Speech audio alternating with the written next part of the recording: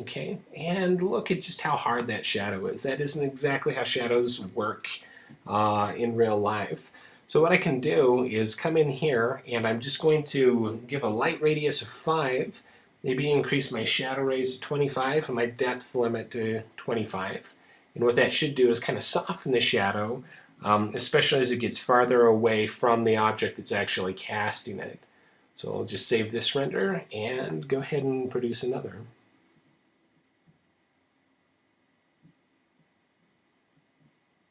All right, so it's looking a little bit nicer. It's still a little grainy, and we'll address that in just a little bit. Right, but the next thing that I want to do is, at the moment, there is no decay rate on this light, so I want to enable a decay rate. And for this particular situation, I think I'm just going to go ahead and go with a linear decay rate. Now, if I were to do another render, what we would end up with is probably just blackness. All right, we're seeing right here. Now, the reason being is because the light has decayed before it even touches our minifig. So what we need to do is we need to come into the intensity and actually increase that so that the light does not decay until after it has touched the minifig.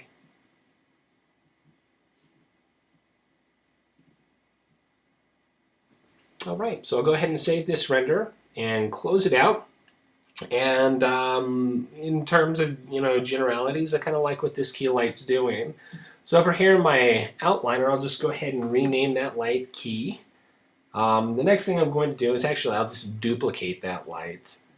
All right, and if I hit 7 on my keyboard, what that does is that shows me, basically it turns off global illumination, and we see the lights that I'm setting up right here.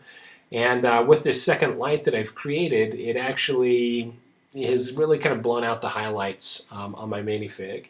So I need to do a few things. First and foremost is I'm going to turn down the intensity to, we'll try 20 for the moment, right? Because this is going to be our fill light. And what the fill light does is it basically exists to kind of help soften the shadows of the key light. All right, now it also should probably be in a different location in relationship to the key light. All right, so I'll go ahead and look through this selected camera, and I'm just going to kind of position it down about where the, about where it's on level with my Lego man, and it looks like it just kind of happens to be about in the same place as my actual camera. So I'll go ahead and go back and look through my regular camera. And I don't